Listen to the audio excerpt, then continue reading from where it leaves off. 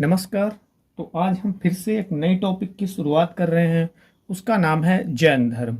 जैन धर्म और बौद्ध धर्म ये दोनों ही हमारे कॉम्पिटिटिव एग्जाम्स में आते हैं। चाहे आप यूपी ट्रिपल एस सी पेट देने वाले हो या फिर यूपीएसआई या यूपी कांस्टेबल या फिर अन्य एग्जाम कोई भी देने वाले हो तो उसमें ये आता है। ठीक है, तो बिना किसी देरी की हम जल्दी ही इसकी शुरुआत करते हैं। तो जैन धर्म का सबसे पहले हम समय देख लेते हैं कितना है। तो 6वीं ईसा पूर्व में जैन धर्म की शुरुआत हुई थी और जैन धर्म की जो भाषा थी वो प्राकृत भाषा थी। कैसी थी? प्राकृत भाषा थी। जैन धर्म और बुद्ध धर्म की भाषा में कंफ्यूज नहीं होना है। जो बौद्ध धर्म की भाषा थी वो पाली थी और वहीं जो जैन धर्म की भाषा है वो कैसी है? प्राकृत है। आप इसे ऐसे भी ध्यान रख सकते हो कि जो बुद्ध जी हैं उनकी अधिकतर जो आपको स्टैचू मिलेंगी ना, उनमें जो कलर होगा वो कलर आपका पीला ही होता है। तो पीला से पाली, ये कुछ इस तरीके से भी आप रिलेट कर सकते हो। ठीक है, फिर जैन धर्म के कुछ अन्य भी नाम हैं। ये नाम याद रखना बहुत ज़्यादा इंपॉर्टेंट है नहीं। अगर आपको कठिन एग्जाम की तैयारी कर रहे हो जो वनडे एग्जाम के अलावा में जैसे पीसीएस हो गया या फिर यूपीएससी, तो उसमें जरूर ये नाम जो है पूछे जा सकते हैं। तो उसके लिए आप देख सकते हो इसके अन्य नाम है कुरुचक, यापनी और श्वेतपट। ठीक है, फिर है जैन धर्म जो है जिन द्वारा प्रवर्तित धर्म है और इसका मूल सिद्धांत अहिंसा है। जैन धर्म में अहिंसा पे बहुत ज्यादा फोकस किया गया है।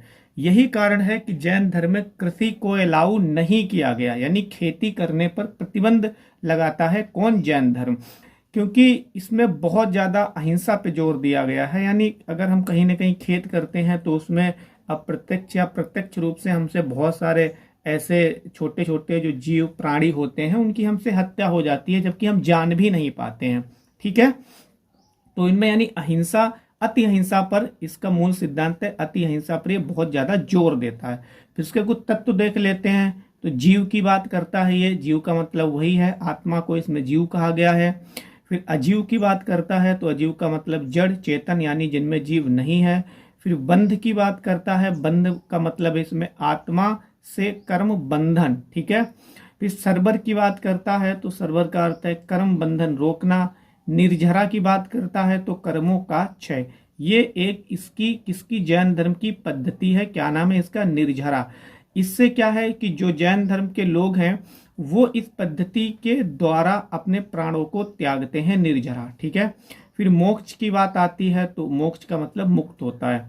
फिर त्रिरत्न, ये त्रिरत्न आपको बौद्ध धर्म में भी मिलेंगे और जैन धर्म में भी मिलेंगे। तो इन्हें आप सही से पढ़ें, सही से याद करें, क्योंकि दोनों में त्रिरत्न है और इसीलिए आप कंफ्यूज भी हो सकते हो। तो इसका जो त्रिरत्न है वो 3 चीजों पे ज्यादा फोकस करता है, सम्यक दर्शन पे, सम्यक ज्ञान पे और सम्यक चरित्र पे। तो इसके त्रिरत्न का क्या अर्थ है? सम्यक दर्शन, सम्यक ज्ञान और सम्यक चरित्र।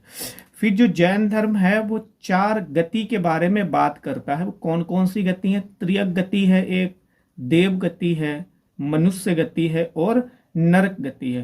क्वेश्चन में आपसे इस तरीके से भी पूछा जा सकता है कि जैन धर्म कितने गति की बात करता है? तो 4 गति की बात करता है और चाहे तो आपसे नाम भी पूछे जा सकते हैं। ठीक है, फिर कुछ अदर सिद्धांत देख लेते हैं जैन धर्म के, किस किस चीज पे जोर देता है। तो सत्य पे जोर देता है। सत्य पे जो है बौद्ध धर्म भी जोर देता है और अधिकतर जो भी धर्म है वो सत्य पे जोर देते हैं, या फिर जो महान पुरुष हुए हैं तो वो भी सत्य की बात करते हैं, चाहे वो गांधी जी हो या फिर कोई अदर हो। फिर अहिंसा इसका मूल सिद्धांत है। आपको पता होगा, मैंने अभी बताया कि अहिंसा पे ये बहुत ज्यादा जोर देता है। इसीलिए जो है बौद्ध धर्म इसके बाद में शुरू हुआ, लेकिन उसके जो फॉलोअर्स थे यानी बौद्ध धर्म को जो अपनाने वाले थे उनकी संख्या तेजी से बढ़ी और सिर्फ भारत में नहीं बल्कि विदेशों में भी बौद्ध धर्म तेजी से फैला।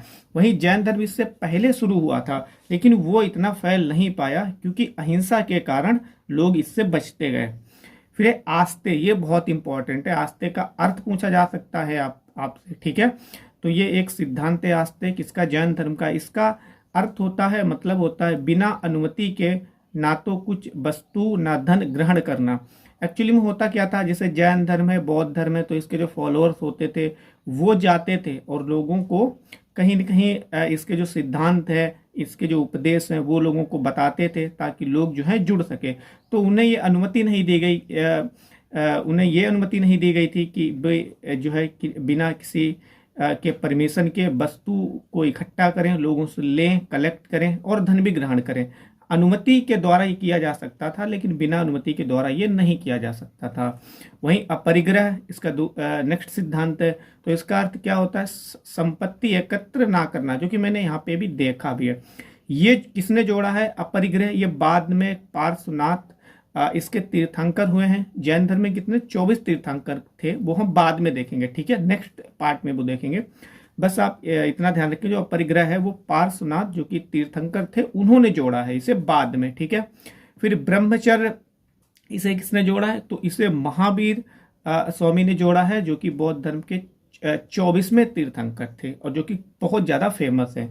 और महावीर जो है हमारे एग्जाम के दृष्टिकोण से वो भी काफी ज्यादा इंपॉर्टेंट है, ठीक है।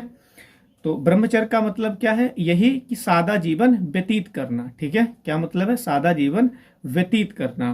फिर कुछ और भी है, जैसे स्यादवाद का सिद्धांत आता है इसमें जैन धर्म में, और अनेकांतवाद का सिद्धांत आता है। तो अनेकांतवाद सिद्धांत का अर्थ क्या है? शायद यह है भी, शायद नहीं भी। मतलब कह रहा है कि कोई चीज है भी और नहीं भी, इसका ये मतलब है। सप्तभंगीय एक सिद्धांत है इसमें। तो इसका क्या अर्थ है? सप्त का मतलब है 7, वही संस्कृत भाषा से लिया गया। तो इसमें 6 अंधे लोग हैं और एक हाथी, तो कुल मिला के 7 लोग हो गए। इन्हीं की कहानी है। क्या है? इन्हीं की कहानी है। एक्चुअली में 6 अंधे लोग हैं, इनके सामने एक हाथी पेश किया जाता है और इनसे कहा जाता है कि ये क्या है।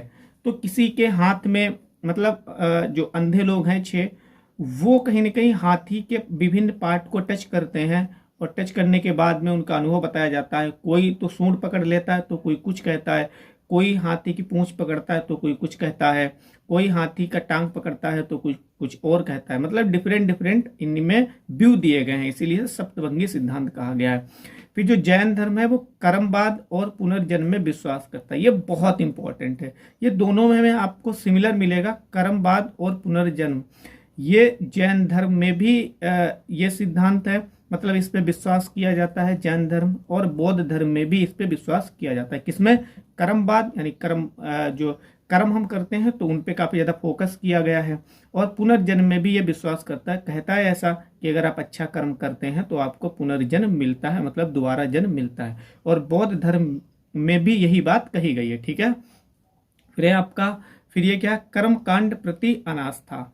और इसमें जैन धर्म में जो है, जो कर्म कांड होते हैं विभिन्न प्रकार के, हम जानते हैं, मतलब जो कुरीतियां होती हैं एक तरीके से, तो उनका इसमें सपोर्ट नहीं किया गया है, उनमें इनके प्रति अनास्था व्यक्त की गई है और कहा गया है कि हमें इन्हें छोड़ देना चाहिए। फिर अनेकांतवाद, तो अनेकांतवाद भी एक सिद्धांत है इसका, और नयावाद भी इसका एक सिद्धांत है, ठीक है। तो मोटे तौर पे आज हमने इंट्रोडक्शन देखा है, जैन धर्म का समय काल देखा है, उसका नाम भी देख लिया है, उसके सिद्धांत भी देख लिए और उसके तत्व भी देख लिए हैं और उसकी भाषा भी देख लिए, ठीक है।